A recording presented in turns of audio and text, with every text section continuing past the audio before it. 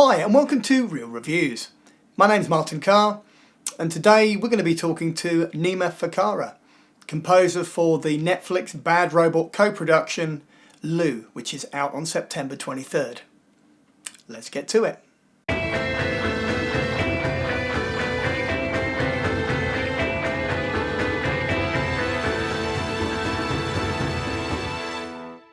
So, hi, and today I'm talking to Nima Fakara. I'm hoping I've got that pronunciation correct.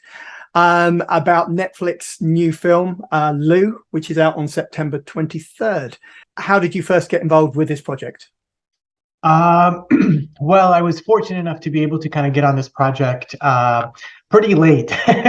Everyone says it's good to get on there early, but no, I was one of the last people to be casted on the project to kind of be involved with the end of the project, and Anna and I kind of hit it along very well. It was one of those things that she likes crazy ideas, and I had plenty of them.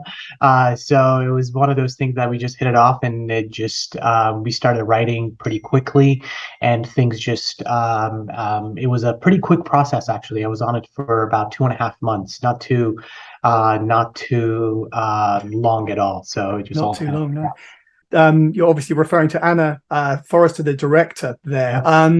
What is it she brings to the table from your point of view as a composer on the project? You know, one of the one of the biggest dreams that a composer can have is when the director tells you what you want the actual scene to feel, versus dictating what it needs to kind of do. And with Anna and the entire team, actually, both at Bad Robot and Netflix, it was a pleasant, fresh era of just like, we want this to feel like this, or hey, this doesn't feel the way that we want it to feel. And musically and as a composer, it's really awesome to hear that, because I can translate feelings a lot easier than just kind of concrete ideas of like, hey, we want this, and then I'm just like, all right, let me think about this. What is it actually? And Anna has just brings this world experience that she's had forever, and she's amazing. She's an amazing director, and just an amazing leader. So you've mentioned that Lou has quite a unique soundscape, I think. And it is very atmospheric, and it is very moody, and it feels very much driven by that. Were there any specific instruments that you gravitated towards in maybe conveying that sense and that feeling? Sure. A lot of the movie takes place in the rain, in middle of kind of this awesome place. It's really hard to talk about the movie without revealing a lot of stuff, so I'm going to be as vague as possible. But a lot of it is very just rainy. So one of the this project especially, it was a lot of conversation with the sound designer and the teams at the sound team, and how do we do musical stuff that doesn't get involved with just this constant sound of just pouring rain. And one of my first things that I actually gravitated on was this guitar that's always just laying around. It's not in tune ever, but what I do with it is just like weird things. So I actually took a hammer dulcimer stick and actually played with it on top of it. So it became a pulse of this sound. It's very woodsy. You don't know what it sounds like, and then just ideas just kind of came about. One of the first scenes I scored was the opening, and you see a lot of things that are just happening in the movie, and from vocals that are kind of this, you don't know what the age of this vocal is, to all the way to TikToks and kind of ticky stuff, and Middle Eastern, non kind of ethnic vocals. There's just a lot of cool stuff going around.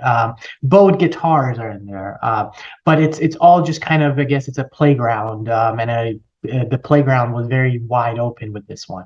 I was going to say, in terms of the time period of the film and where it's set, Were there any musical influences you drew from that specific time period, whether they were cultural or whether they were musical within the You story? know, I would like to say I wish.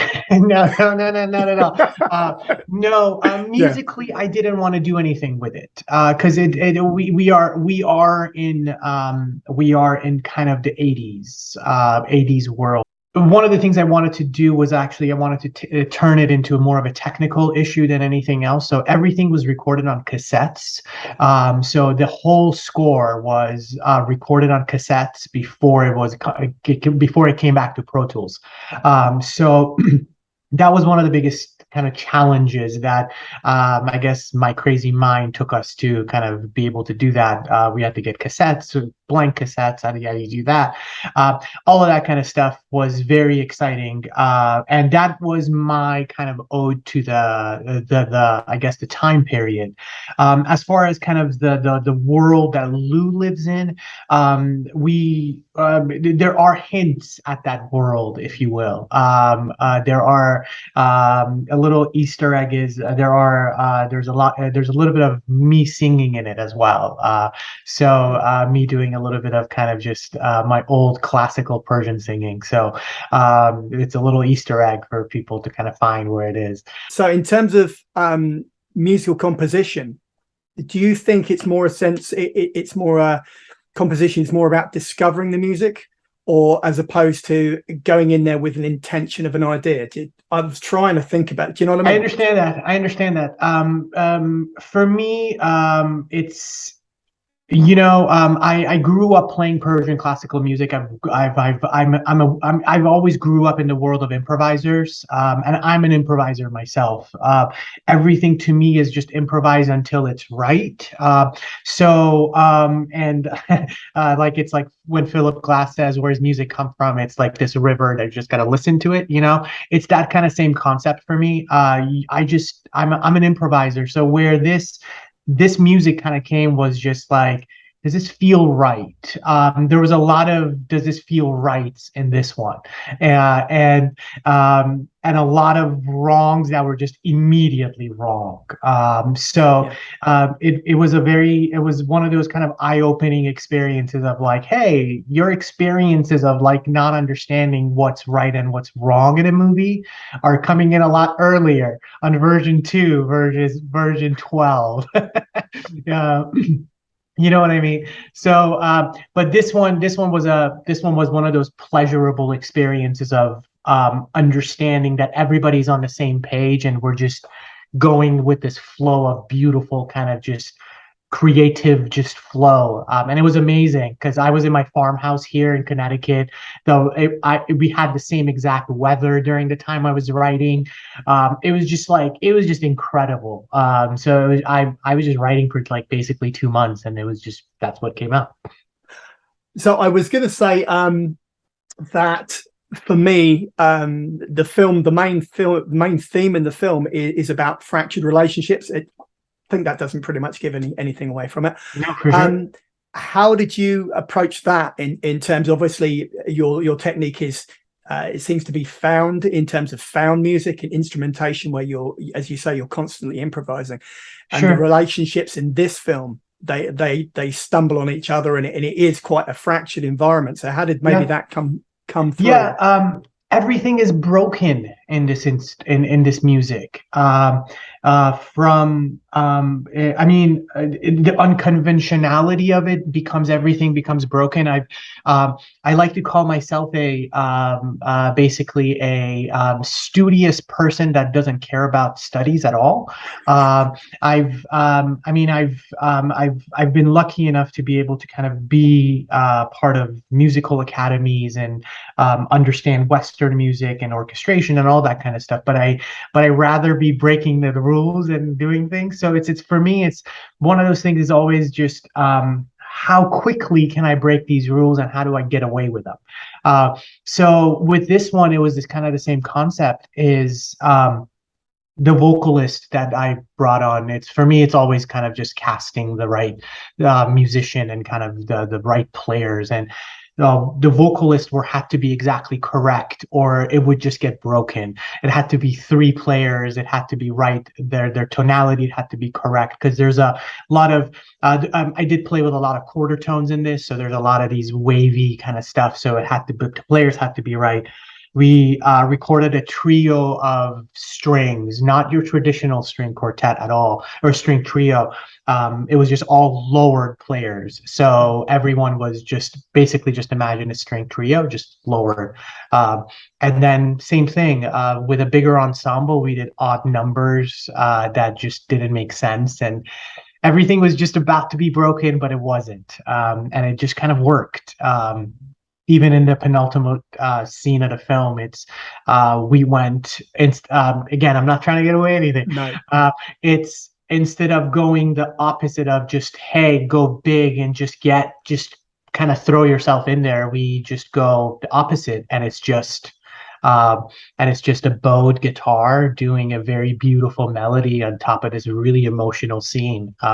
And it's, again, it's as you say it very beautifully, it's like it's just about to be broken, and it's just all coming back together and trying to piece each other up. Thanks. I guess as far as I guess I didn't. No, I mean, as I said, I've obviously I've watched the finale of the film, and it's a really clever thing to do. It's a really clever thing to do, because again, without giving too much anything away about the film, there's a tremendous amount of conventionality within the film itself. So sure. I mean, it's one of those things that it was a big challenge to kind of go the opposite route of this big. I mean, it is a Netflix Bad Robot film. Again, not to give away anything. No, and you're not. So it was, for me, I was like, hey, we can do what has been the quote unquote idea of like what these movies should sound like, but is there another way going about it? And I guess that's why you hire me, to kind of just do something that just out of the complete left field and just bring us back. So that's what it was. So I've got two more questions. One's really easy. And hopefully this one's reasonably simple as well. When it comes to deciding on the projects that you become involved in, is it the people that are on the project, so your collaborators potentially, or is it the story they're trying to tell that finally gets you on board, or is there like an option 3? It's kind of both. It all depends on the timing of I guess I've been lucky enough to be able to kind of work on all different genres, from comedies all the way to big actions to small little things. For me, it's always come down to kind of both of kind of what is the story doing? Is it relative to me, at least? Especially because I'm going to spend so much time on it. The people are, you can become whoever you want with these people, and the beauty of it is that you just have to be able to kind of become a servant to the project versus what's being kind of produced. Like at the end of the day, I'm a composer and I'm gonna literally write what's on film. So if it's not, if I don't do my job correctly, then it becomes this idea of like every other part about it, So for me, it's all of it. If the project just fits the shoe, and then you put your foot in, and you just kind of try to make it work. And that's the bottom line of it. For me, I love writing music. I get to wake up every day and write music.